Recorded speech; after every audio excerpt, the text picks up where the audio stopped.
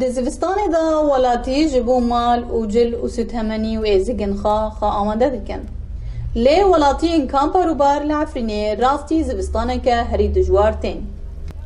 Rojên berf û baranê di nav herê û civliqê de derbas dikin. بنجا البيضة وأو بن مالاتشو وهي بارجة عاصفة وهاوبو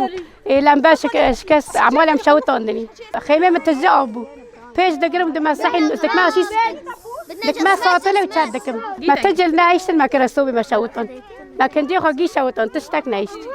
Hemwelatiyên Sûriyê yên ku ji ber şer û mirinê malên xwe li paş xwe hiştine, beşek ji jiyana xwe bi xwe re anîne.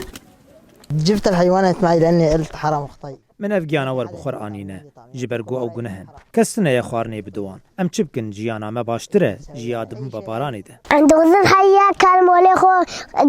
دوني غزنا اوف كرني بوش دكن ونون كيما اوك مفترقي بورون حريا ودوني اوف جانا وانا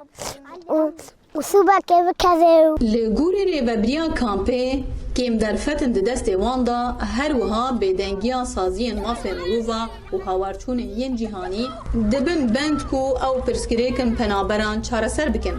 مخيماتنا أكيد نا دوي صورتي مخيمات الدولة مجش كيدايا كونه إمكانيات ما هندكن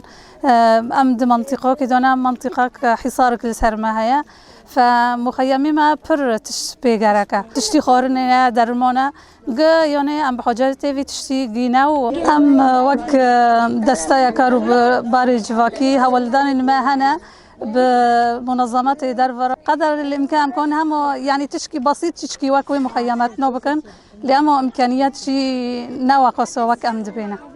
Welatiyên Kampa Rûbar yên ku ji ber bombabarankirinê û wêrankirina malên xwe ber vî Efrînê hatine zivistaneke herî dijwar di vê kampê de derbas dikin. Emîne Musto, Dengê Amerîka, Efrîn.